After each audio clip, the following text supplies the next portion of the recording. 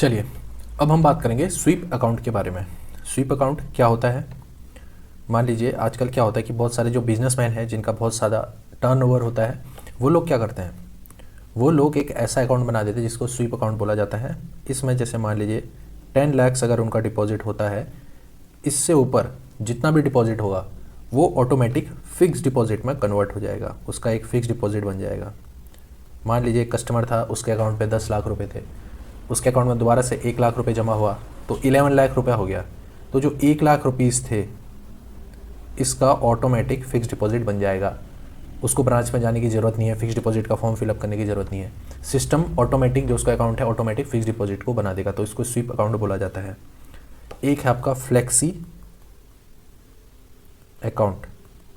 Flexi account में क्या है, ये भी एक तरीके का जो स्वीप अकाउंट है इसका जैसा ही है, बट इसमें क्या है कि आपके पास चॉइस है। मान लीजिए इस महीने आपने रखा है कि भाई 10 लाख से ऊपर अगर है, मान लीजिए अगर 2 लाख है तो 2 लाख का बनाना है। आपको मन कर रहा है कि 3 लाख का बनाना है तो 3 लाख का बनेगा फिक्स डिपॉजिट। 4 लाख का मन है तो 4 लाख का बनेगा।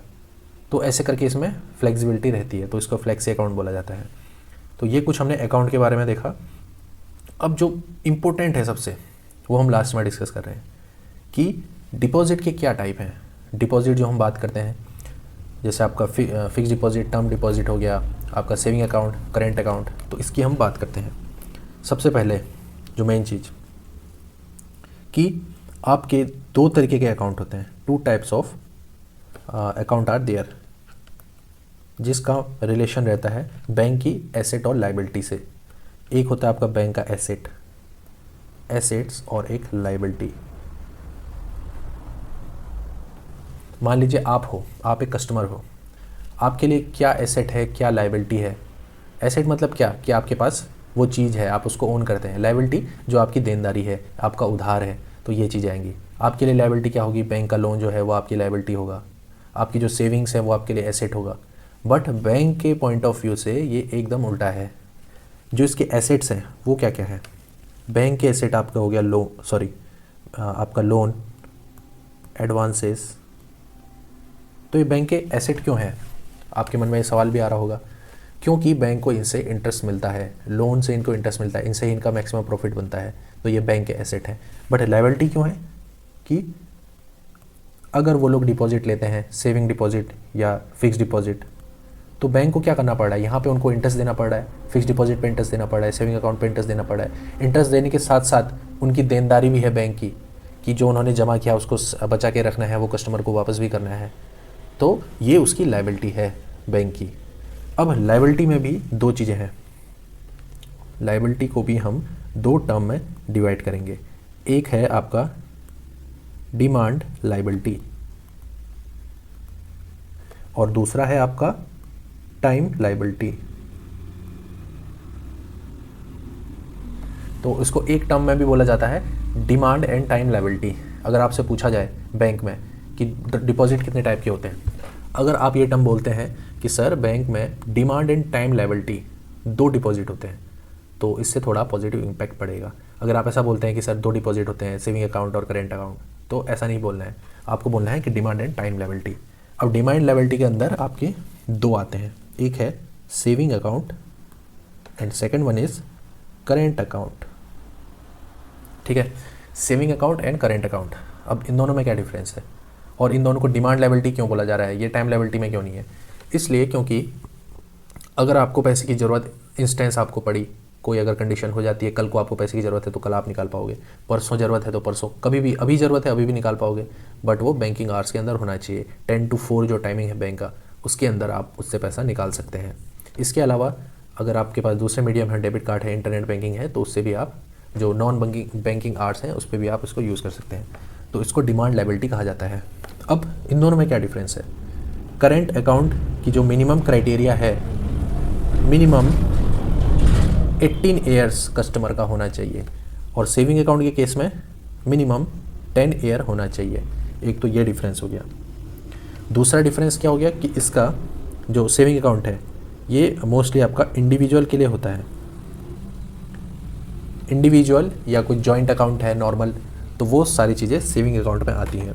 बट करेंट अकाउंट मेनली आपका बिजनेस पर्पज़ के लिए, business purpose like your proprietorship firm है, प्रोप्राइटरशिप फर्म, या प्रोप्राइटरशिप के अलावा पार्टनरशिप हो सकता है, पार्टनरशिप अकाउंट, तो इनके लिए करेंट अकाउंट बनाया जाता है।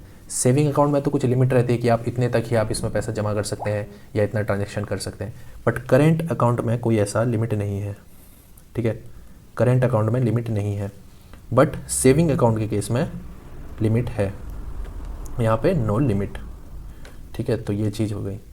इसके अलावा और कुछ डिफरेंस बन सकता है क्या इस पर, कि करेंट अकाउंट में ओवरड्राफ्ट की फैसिलिटी मिलती है, ओवरड्राफ्ट की फैसिलिटी, सेविंग अकाउंट में ओवरड्राफ्ट की फैसिलिटी नहीं दी जाती, but there is an exception. Exception क्या है कि आपका जो प्रधानमंत्री जन धन योजना अकाउंट है, प्रधानमंत्री जन धन योजना वाले अकाउंटों में ओवरड्राफ्ट की फैसिलिटी प्रोवाइड करी जाती है।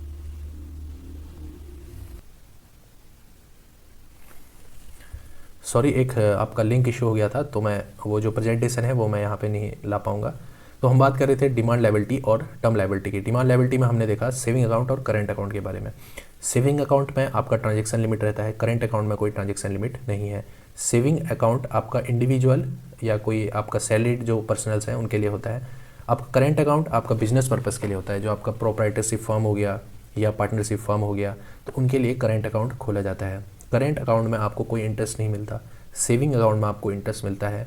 और इसके साथ साथ करेंट अकाउंट में ओवरड्राफ्ट की फैसिलिटी दी जाती है, उसमें लिमिट बनाई जाती है, उनके ट्रांजैक्शन के अकॉर्डिंग उनको एक एज ए लोन दिया जाता है ओवरड्राफ्ट। और सेविंग अकाउंट के केस में ये एलिजिबल नहीं होता। और पर यहाँ पे एक एक्सेप्शन है, जो आपका प्रधानमंत्री जन धन योजना का जो अकाउंट है उसमें आपको 10,000 का ओवरड्राफ्ट फैसिलिटी दिया जाता है, तो ये एक एक्सेप्शन है। तो ये तो हमने देखा सेविंग अकाउंट करेंट अकाउंट के बारे में। अब आता है आपका टर्म लायबिलिटी यानी कि टाइम लायबिलिटी, जो आपके टर्म डिपॉजिट्स हैं, आपका fix deposit and recurring deposit. Fix deposit में क्या है कि आप एक स्पेसिफिक अमाउंट को फिक्स कर देते हैं बैंक में कुछ टाइम के लिए, या 1 साल के लिए, या 2 साल के लिए, तो उसमें आपको एक इंटरेस्ट मिलता है मैच्योर्ड होने तक, आपको मैच्योर्ड होने के बाद, तो उसको फिक्स डिपॉजिट बोला जाता है, फिक्स टर्म के लिए। और रिकरिंग डिपॉजिट क्या है, रिकरिंग मतलब आपका मंथली या क्वार्टरली, तो ऐसे करके आपको पेमेंट करना पड़ेगा, तो इसको रिकरिंग डिपॉजिट कहा जाता है। फिक्स डिपॉजिट में आपको लमसम अमाउंट एक बार में ही देना पड़ता है, और रिकरिंग डिपॉजिट में आपको जितना है, मान लीजिए 2,000 आपको मंथली जमा करते रहना पड़ता है, उस पर आपको इंटरेस्ट मिलता है मैच्योर होने के बाद।